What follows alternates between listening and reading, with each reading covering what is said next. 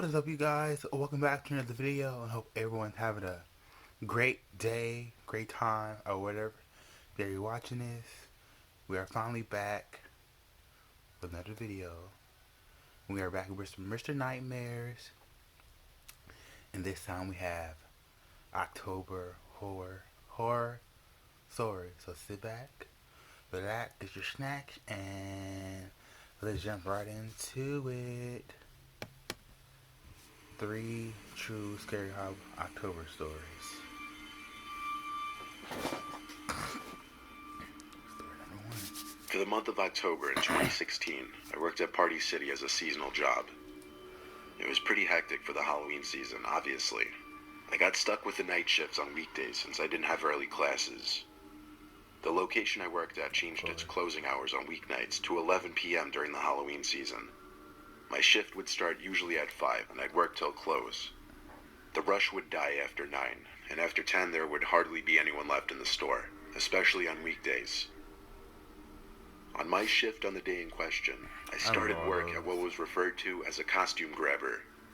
I would be told on walkie-talkie what costume and what size to grab so that I could hand it to the customer, and they could try it on.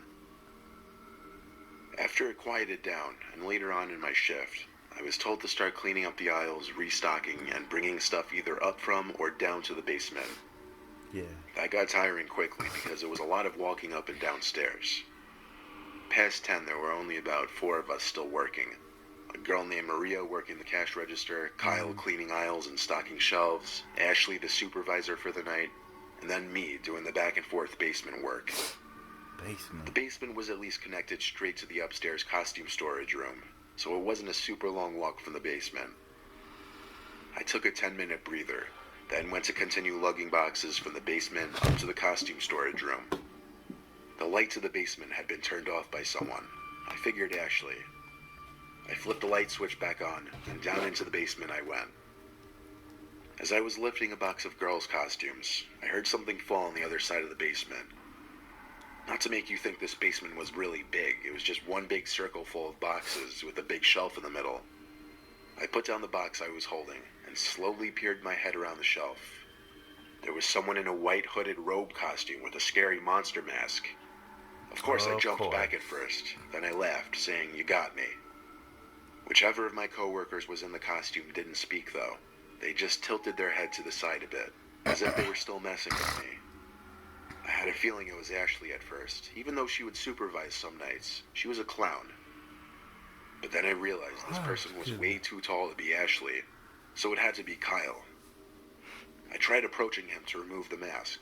He just backed away from me though. Then I looked down at the boots on his shoes. The dirty, heavy work boots that I knew for a fact Kyle wasn't wearing.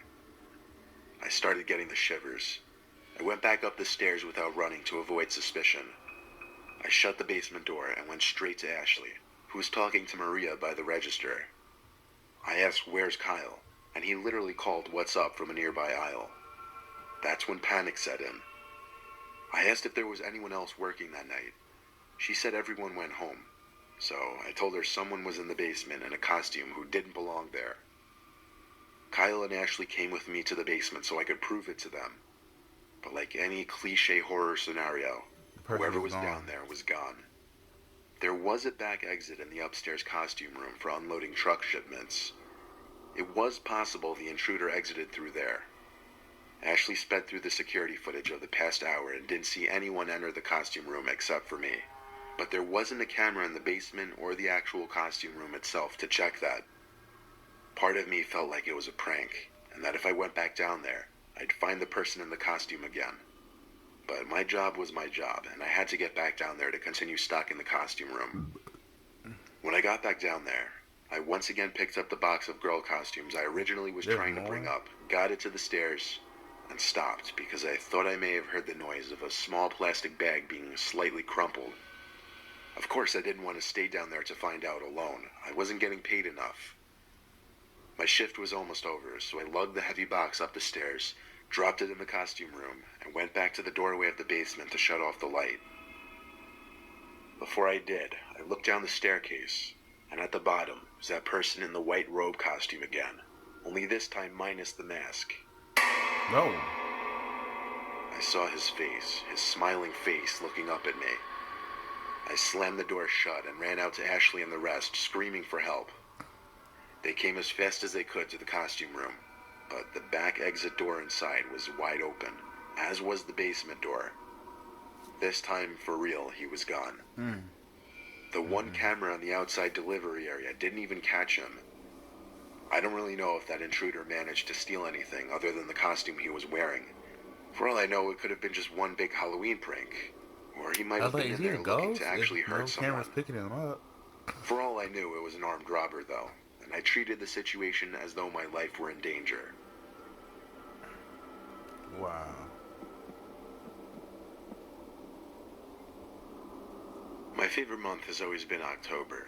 It's that sweet spot temperature-wise. It's never too hot and never too cold. All the leaves start turning orange and brown, and you just get that nice, refreshing October breeze. My friends and I always used to like to rake up the leaves into a big pile and have wrestling matches in them when we were young, like from the ages of 9 to 12. I think when we were about 10 or 11, it was towards the end of October, and a lot of the leaves had already fallen off the trees. Since my property was the biggest, my friends Liam and Billy were helping me rake up the leaves on my property into a giant pile. It was a cloudy, windy day, getting a little late. The house we lived in at the time was a corner house with a huge space on the side next to the sidewalk, which ran into a short dead-end street with only 2 houses in it, one of which owned by an old stoner couple who didn't care about anything, and across the street from that was a small, disheveled house, whose owner never seemed to come outside. So this allowed us to be louder and more obnoxious without worry of a lot of neighbors watching or caring. We wrestled around for probably half an hour. Then we went inside after getting tired to have a snack and play video games. The 2 of them wanted to go back outside for a nighttime triple threat match in the leaves again. That's what we called our wrestling matches. We always acted like we were in the WWE. When we got back out there, it was almost completely dark, but a street light that stood in the dead end lit up this side of our property so we could see enough. It seemed as though there were a lot less leaves in the pile right off the bat this time. We tried wrestling a little more, but the pile just spread too far, so we had to grab the rakes and start building the pile again. Liam noticed a long, oddly shaped pile that we didn't notice from before. He went over to start raking it over to our main pile, but he seemed to be having trouble. He shouted, "There's something under the leaves."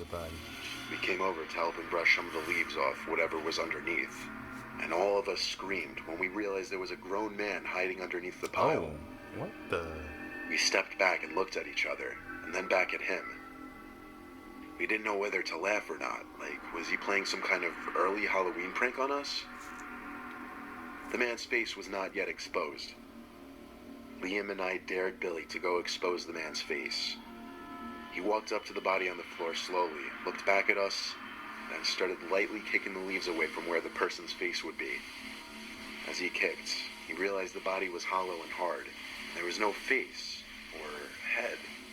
Wow. It was a fake body that someone planted there, some kind of prank. But who placed it there? Well, that question was quickly answered when we noticed someone hiding in my bush right behind the pile. We yelled, "We see you," to the man hiding in the bushes, and he came out laughing, exclaiming how he got us so good. But this man was older. He looked 60, and he looked scary and gross. Huge, bulging eyes, crooked teeth, and he was breathing very heavily. He said he'd planted that fake body there because he always watches us play in the leaves and thought it would be funny. That creeped me out, though. How he said he always watches us play in the leaves. That's what I said. Liam tried being nice, but I thought the man was weird. So I said, "Come on, guys, let's go inside," and we left the man there. I told my dad, and he went outside to check, but the man had already moved the fake body by then. We played video games the rest of the night, all having agreed that guy was a freak. My friends eventually left, and soon after I went to my room. I had my window open as usual to get a breeze into my room. I was watching TV when I heard a man's voice at my window. Are you crazy? I jumped and looked up at the window, but I couldn't see who it was. The voice said, "I didn't mean to creep you out earlier. I live in the house across the street over there. I like watching you kids play in the leaves." What? I was in shock, hearing a stranger's voice outside my window. I continued looking at the window, and eventually the familiar face of that freako from earlier came into view. He reached his arm under my window and pushed it up further as he attempted to climb into my window. When he realized he couldn't fit, it seemed he started to try to reach for me. I screamed for my dad and ran upstairs to his room. I tugged him out of his bed and led him to my window. Now you pushing it. The man was already gone, but I told him he lived in the house across the street in the dead end. My dad charged over to the house with me, banged on the door, but the man didn't answer. So my dad called the cops, and when they came, he took me back to the house with the police. And this time with the police, the man opened the front door, and it was in fact the same man. I was too young to be able to tell, but the police and my dad picked up on it right away that he was on something. Likely crystal meth is what my dad says. I remember looking into the house from the doorway and seeing that it was an absolute pigsty. Thinking back now, it would fit the description for the home of a meth head perfectly. All those years living there, we were none the wiser that there was a creepy meth head living in that disheveled house, apparently watching my friends and I as we would play. Meth head.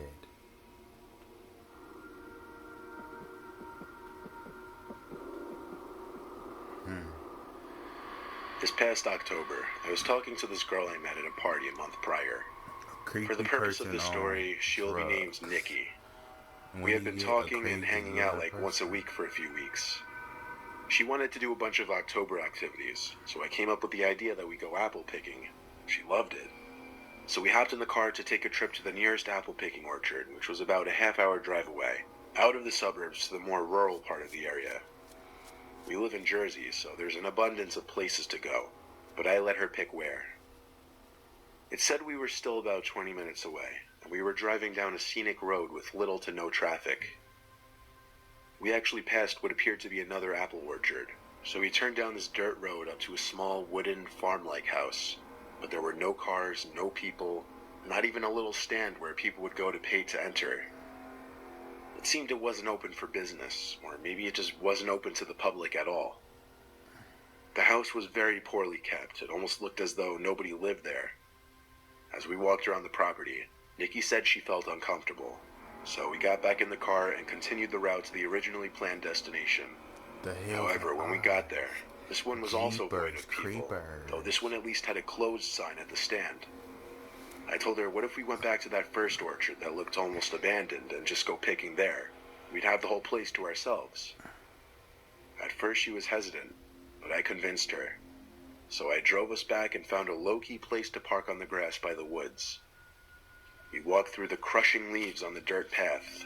If we were trying to be discreet, that was out the window. There was a little wooden fence we had to hop, but it was easy. Once inside, we were hidden by the symmetrical rows of thick apple trees, but our feet were also covered in tall grass up to our shins. We started walking down the row of trees, filling the plastic bags we brought from my car with the best apples we could find, though admittedly there weren't many. There was a certain thrill in doing this, knowing we weren't supposed to. We had some fun with it. I would start launching apples up in the air, and then I would start pretending like I was going to throw apples at Nikki. She started screaming, running off, telling me to stop. She cut through a couple trees to another row, and when I got to the other side, I didn't see her. "Where are you?" I said. She called back, "I'm picking my own apples," and she actually sounded like she was a few rows over.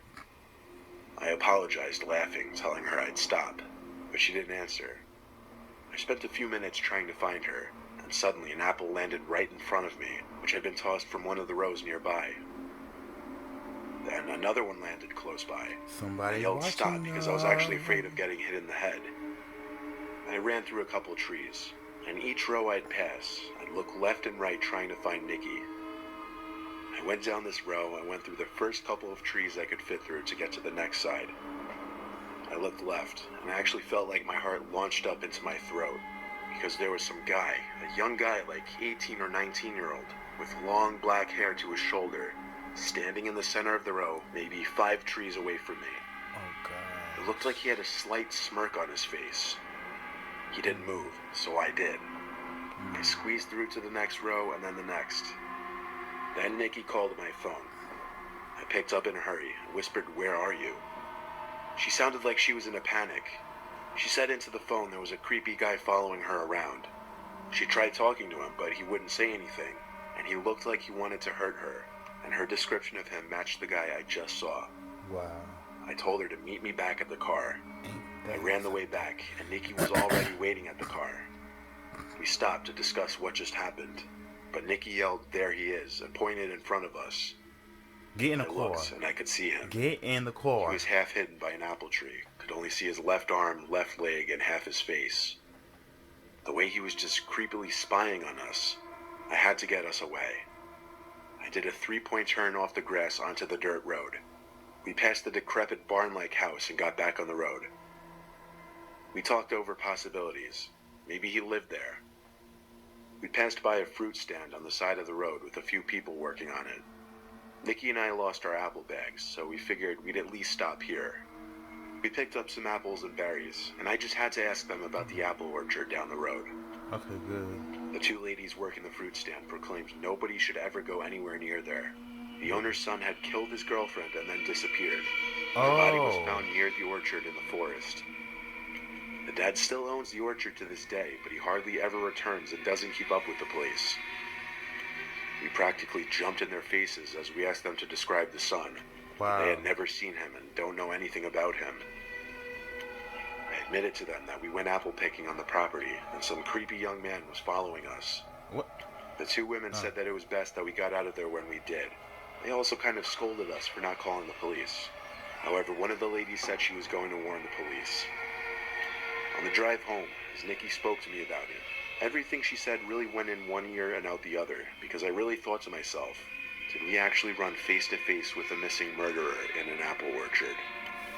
I still get chills wondering if that guy is still out there, They in gave that me orchard. chills.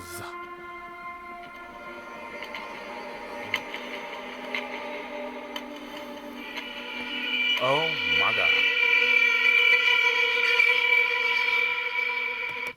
Oh my god.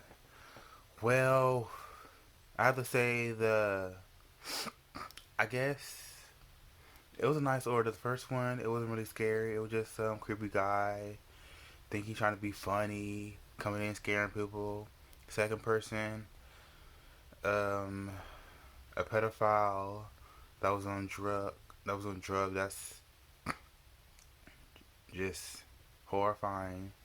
And you come into my window and saying, "Sorry, I didn't mean to creep you out," but you're coming to my house and you know I'm of age, and you said you're watching me and my friends play. And why that's something. But the third one, man, oh man, when they was apple picking at peace, just mind their own business, then all of a sudden there's this creepy young person watching them, and she said she heard them, and they matched the description. Then when they get back to the little apple shop, they as soon as they hear the story that a person went missing, um, a murder went missing, then all of a sudden there he is in the flesh, in the flesh. I also got the chills when I heard that. But thank you guys for watching. But I gotta say, make sure you got some mace, some anything to protect you with, and run like hell. So thank you guys for watching this video, Mr. Nightmare, and this original video being in the link description down below, and also his channel. Thank you. Be sure to subscribe, like, comment, all the great stuff. Until next time, I'll probably be reacting to a lost tape series. So, peace.